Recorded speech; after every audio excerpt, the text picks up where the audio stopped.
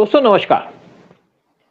India ने एक बहुत बड़ा एहसान किया था बांग्लादेश को लिबरेट करा करके। बगाड़ी में बहुत बड़ा एहसान किया था और हमने अपनी फौजों का भी खर्चा किया, हमने अपने लोग भी मरवाए, हमने पैसे भी खराब किए वहां पे और बांग्लादेश को लिबरेट कराया। एक ह्यूमैनिटी का काम भी था। यहाँ पे 30 लाख लोगों का मैसेकर हुआ था जब यहाँ पे पाकिस्तान की गवर्नमेंट थी और 3 लाख लड़कियों का रेप किया गया था। ज्यादातर हिंदू थे, मुसलमान भी थे।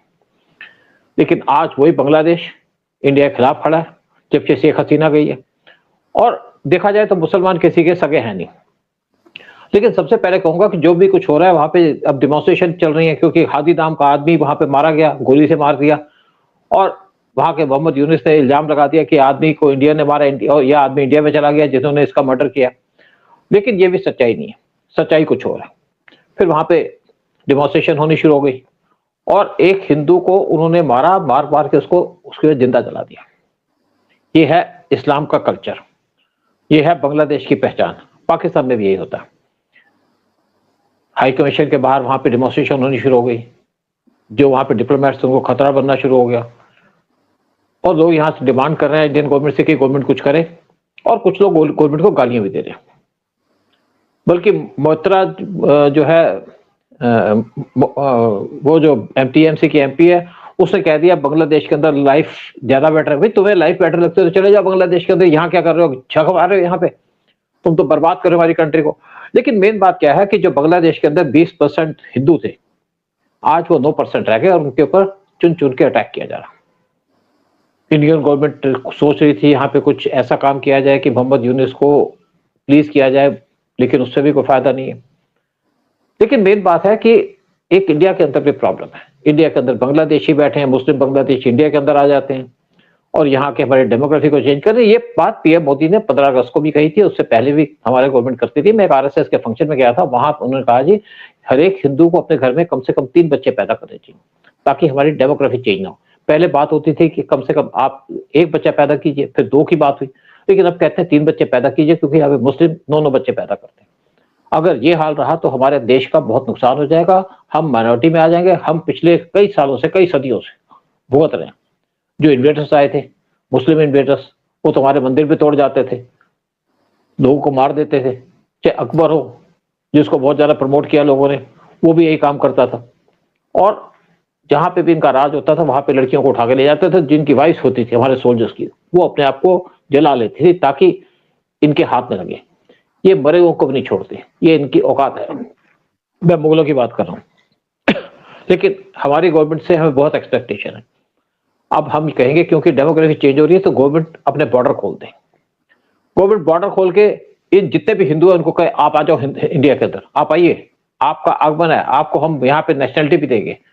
जितने भी आपके रूल्स हैं उसको आप चेंज करिए और जितने भी हिंदू बैठे हैं बांग्लादेश के अंदर उनको बुलाइए हिंदुस्तान के अंदर, और जितने पाकिस्तान के अंदर उनको बुलाइए। वहां पे भी 15% हिंदू थे, आज 2% रह गए हैं। हम अपनी डेमोग्राफी को सेव करें, लैंड तो नहीं बचा पाए उसको चेंज करें। ये लगता है पहला काम करे गवर्नमेंट, क्योंकि कांग्रेस सबसे खिलाफ है हिंदुओं के, टीएमसी हिंदुओं के खिलाफ है, समाजवादी पार्टी हिंदुओं के खिलाफ है, आरजेडी हिंदुओं के खिलाफ है, यानी कि जितने मेन अपोजिशन है वो हिंदुओं के खिलाफ है। और आज हिंदुओं को बचाने के लिए सिर्फ बीजेपी बैठी है या आरएसएस बैठी है। आरएसएस एक अपील करे गवर्नमेंट से कि जितने भी हिंदू हैं उनको लाइए, देश में बसाइए, उनको मकान दीजिए। हम जब यहाँ पे मुसलमान को मकान दे सकते हैं तो हिंदुओं के नहीं दे सकते। हिंदू कंट्री है, इसको हिंदुस्तान के अंदर लाइए, बसाइए सबको, और इनको प्रमोट करिए, बिजनेस भी दीजिए, काम भी दीजिए। आरएसएस को चाहिए कि इनके लिए जॉब की तैयारी करे। जितने भी यहाँ पे हिंदू आते हैं बांग्लादेश से, मैं कहूंगा पहला काम है। लेकिन दूसरी बात है गवर्नमेंट क्या कर रही है। गवर्नमेंट चुप नहीं बैठी। हमने अपनी आर्मी को अलर्ट पे रखा है।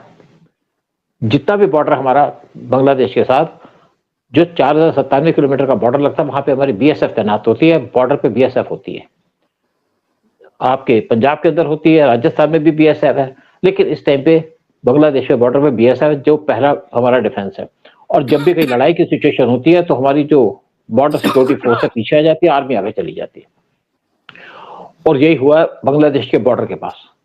यानी कि इस टाइम पे 1 लाख की आर्मी बॉर्डर के पास आ चुकी है, बांग्लादेश के बॉर्डर पे तैनात है। और बीजेपी और बीएसएफ को कह दिया पीछे चाहिए, बीएसएफ पीछे चली गई, बीएसएफ उसको पीछे सपोर्ट देगी। और ऐसा लगता है कि इस टाइम पे इंडिया बांग्लादेश पे अटैक करने की तैयारी कर रहा है। या वहां पे हिंदू कंट्री बनाने की बात करने की बात हम पहले भी कह चुके हैं। और इसको देखते हुए वहां के आर्मी के चीफ की हमारे आर्मी के चीफ को एक फोन आया कि हम हिंदुओं को प्रोटेक्शन देंगे।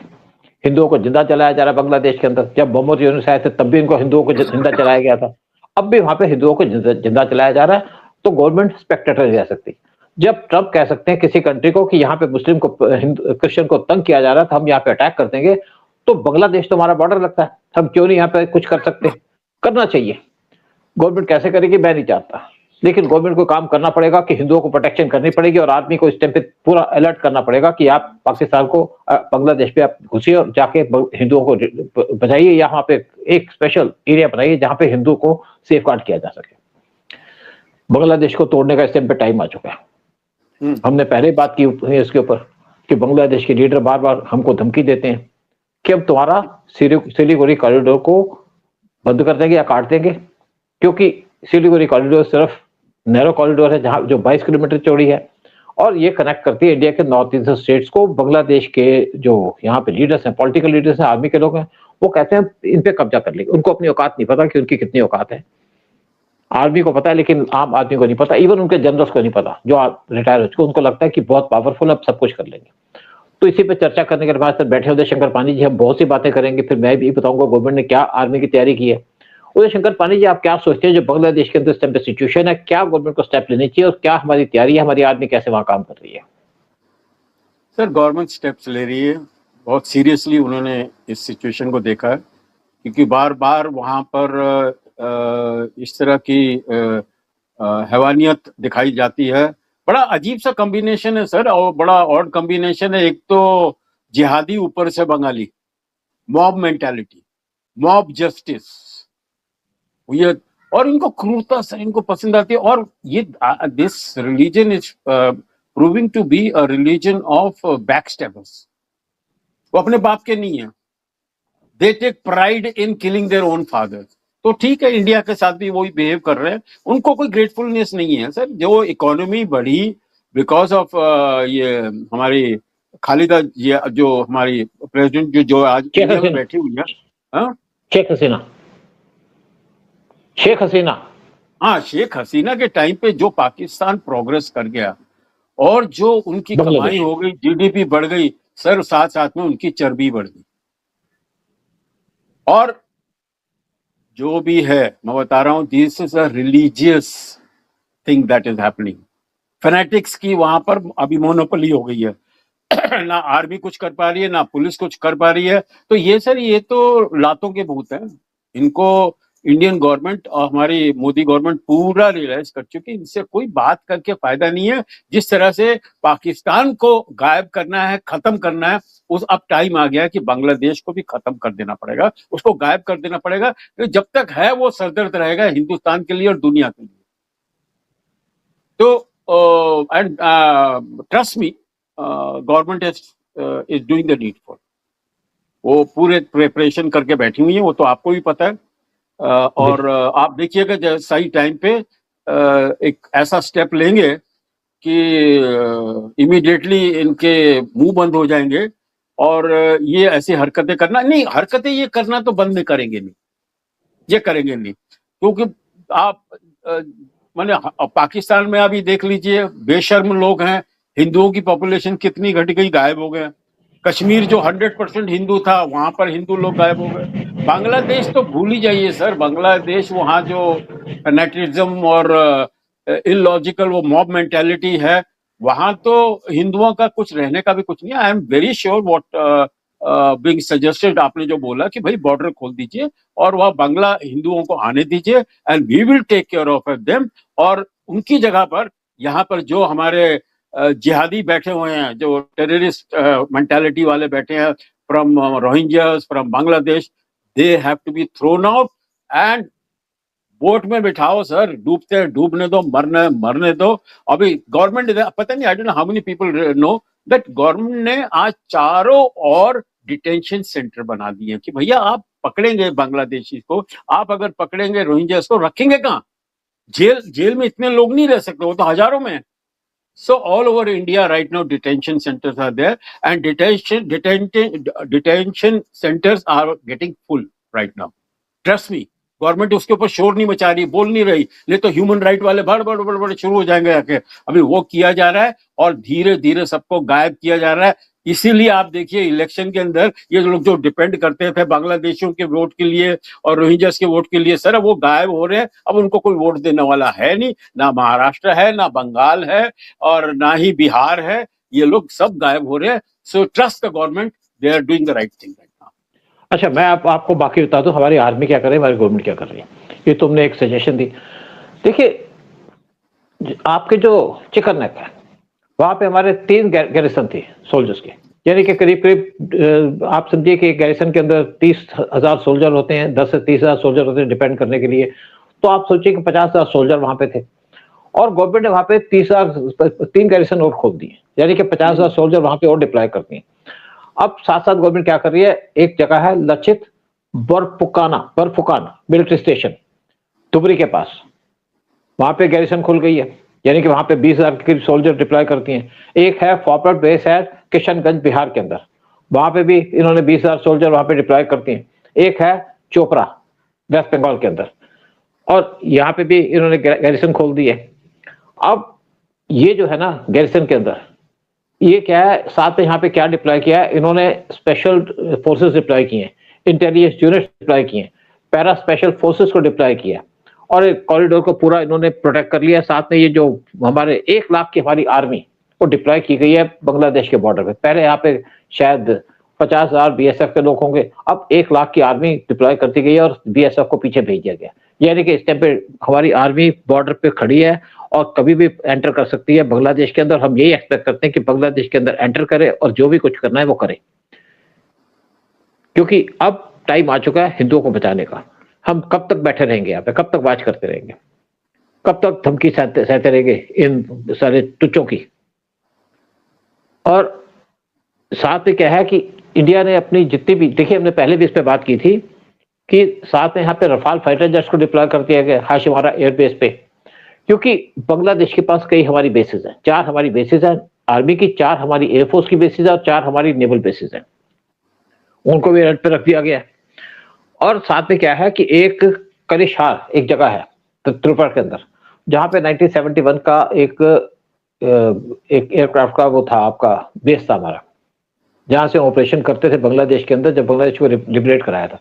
उसको हम पूरा कन्वर्ट कर रहे हैं फुल बेस के अंदर, वहां पे काम करना शुरू कर दिया है, यानी कि वहां पे बहुत जल्दी हमारे एयरक्राफ्ट को डिप्लॉय कर दिया जाएगा और इससे हम बांग्लादेश का पूरा कब्जा कर पाएंगे, क्योंकि अब टाइम आ गया बांग्लादेश पे कब्जा करने का, या कम से कम उस पार्ट पे कब्जा करने का जहां पे हिंदू रहते हैं, और या तो हिंदुओं को ले आओ या वहां पे एक अलग कॉरिडोर बना दो। किसी की परवाह करने की जरूरत नहीं, ह्यूमन राइट्स की कोई चिंता करने की जरूरत नहीं, क्योंकि आज यूएन की कोई रेलेवेंस नहीं है, क्योंकि आज वहां पे कोई काम कर रहा है, वहां पे पाकिस्तान के ऐसे ही काम कर रही है, बांग्लादेश के मिलिटेंट काम कर रहे हैं। जितने भी मिलिटेंट शेख हसीना ने जेल में डाले थे, हजारों मिलिटेंट को इन्होंने छोड़ दिया है मोहम्मद यूनुस ने। और जिस आदमी की बात करते हैं कि जो इनका हादी को जिसने मारा, वो आदमी को परवाने का काम वो किया है मोहम्मद यूनुस ने, क्योंकि मोहम्मद यूनुस चाहते हैं कि वहां पे इंडिया का कार्ड खेल के वहां पे डिस्टर्बेंस कराई जाए, डिस्टर्बेंस करा करके वहां पे इलेक्शन को पोस्टपोन किया जाए। उनका पर्पज है कि इलेक्शन को पोस्टपोन किया जाए, इसीलिए उन्होंने इंडियन हाई कमीशन में अटैक करने की बात की। लेकिन इंडियन गवर्नमेंट इनको सीधा बता दिया कि हम यहाँ पे चुप नहीं बैठेंगे।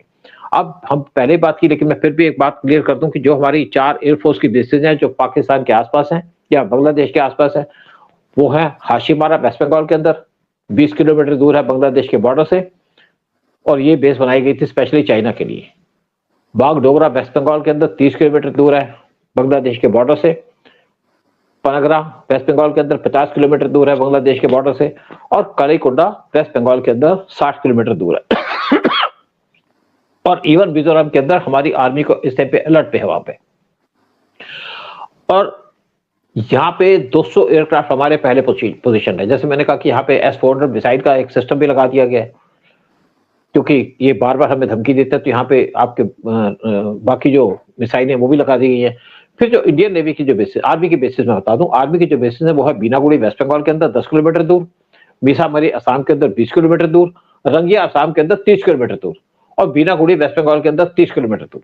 ये 4 अलग बेसिस है। फिर हमारी नेवी की इस टाइम पे बेसिस है INS सुभाष, नेताजी सुभाष वेस्ट बंगाल के अंदर 200 किलोमीटर दूर बांग्लादेश के बॉर्डर से, जो चिटागोंग का बॉर्डर है। INS पारादीप ये 400 किलोमीटर दूर है, उड़ीसा के अंदर है। आईएनएस बास अंडमान निकोबार आइलैंड के अंदर 1200 किलोमीटर दूर, आईएनएस कटाहमन तमिलनाडु के अंदर 1700 किलोमीटर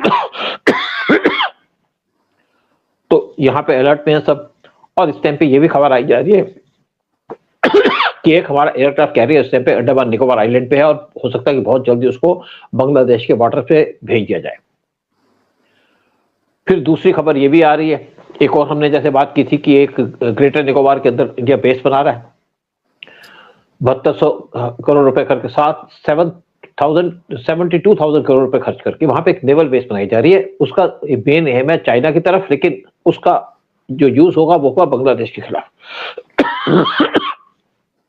और बांग्लादेश के अंदर सिर्फ पाकिस्तान और ऐसे ही काम कर रहे हैं, या बांग्लादेश की जो इंटेलिजेंस के साथ साथ ऐसे ही काम कर रहे हैं, साथ में तुर्की यहाँ लगा हुआ, तुर्की के लोग भी यहाँ पे बैठे हुए हैं, उनकी इंटेलिजेंस के लोग बैठे हैं, और ये बार बार विजिट करते हैं हमारे आपके जो एरिया के अंदर है, यानी कि जो हमारा चिकन नेक का एरिया, वहां पे विजिट करते हैं उसके आसपास, क्योंकि इनकी इंटेंशन ठीक नहीं। फिर साथ में इनको यूएस सपोर्ट कर रहा है, यूएस के सीआईए के लोग यहाँ बैठे हैं। फिर चाइना भी इनको सपोर्ट करता है, क्योंकि चाइना को हमेशा इंडिया से डर लगता है, वो भी चाहता है कि किस तरीके से बांग्लादेश को प्रॉप अप किया जाए, बांग्लादेश को उठाया जाए और इंडिया के खिलाफ उसको भड़काया जाए।